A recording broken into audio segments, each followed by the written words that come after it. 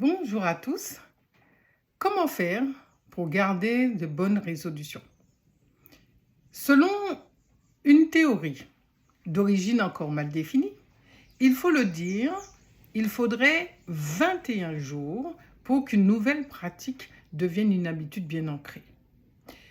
En fait, la durée nécessaire à la formation d'une habitude est très variable selon les personnes. Ce n'est que la répétition qui est la clé de tout. Tu me diras pourquoi et d'où vient ce chiffre 21 jours pour changer d'habitude. L'origine de ce chiffre vient du chirurgien plasticien Maxwell Maltz, qui avait observé qu'à la suite d'une opération, ses patients mettaient en moyenne 21 jours à s'habituer à leur nouveau physique. À la longue, on finira par étendre ce résultat à d'autres champs, comme le laps de temps nécessaire pour s'habituer à une nouvelle maison ou pour faire évoluer ses croyances. Si cette théorie résiste encore et toujours, c'est probablement parce qu'on n'a pas trop de mal à accepter le fait que ça soit 21 jours, parce que ça semble être une durée un peu plus réaliste pour la majorité.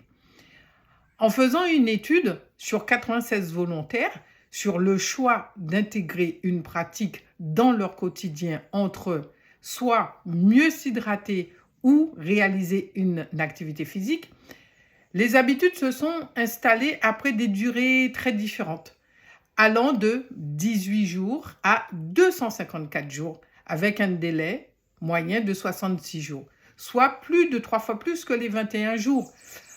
Le fait qu'un comportement soit répété, lorsqu'un comportement est répété quotidiennement, en fait, cela déterminerait en grande partie s'il allait ou non s'ancrer dans le temps. Je t'entends déjà me dire, n'y a-t-il pas un moyen beaucoup plus court que cela? Je te donne déjà deux méthodes. La première, en admettant que tu veuilles bien, exemple, apprendre l'espagnol ou l'anglais, il est préférable d'énoncer clairement ce que tu veux et que tu veux étudier cette langue, et cependant 20 minutes 3 fois par semaine. Plutôt que de dire, il se pourrait peut-être que je veuille bien étudier cette langue-là. Là, je vois déjà ta tête en me disant, mais 20 minutes, je n'ai pas que ça à faire, répéter pendant 20 minutes 3 fois par semaine. Ok. Mais une résolution réellement souhaitée va se maintenir dans le temps, bien plus que si tu le fais sur la contrainte. Il y a quand même une deuxième méthode qui consiste à te récompenser. Et en fait, le fait de se gratifier de l'effort fourni, et cela immédiatement, va te permettre de rester motivé. Et en fait, la récompense obtenue pendant l'effort, immédiatement, va permettre à cette habitude de s'ancrer beaucoup plus facilement. C'est pas la peine d'attendre le week-end ou d'attendre le mois prochain pour prendre ta décision, en fait.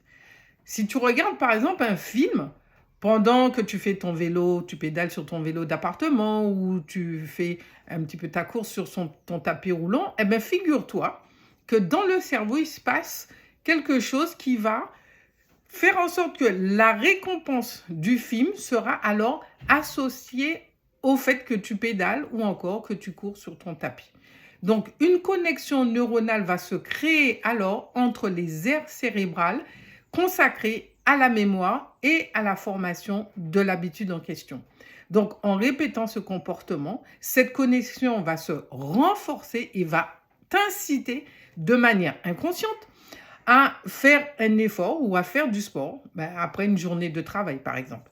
C'est la base de ce qu'on appelle l'apprentissage par association. Si malgré tout, cela ne fonctionne pas, il faut alors adapter la pratique pour qu'elle soit beaucoup plus facile à réaliser. C'est-à-dire pas la peine d'aller viser quelque chose qui sera trop complexe et qui va te demander beaucoup d'efforts. Commence par les petites choses et puis les grandes choses vont venir après. En attendant, j'espère que ces quelques conseils vont te faire du bien ou alors vont t'aider à pouvoir prendre de bonnes résolutions. Si tu as aimé cette vidéo, pense à liker et un conseil, prendre soin de toi, fais-en une routine. À très vite.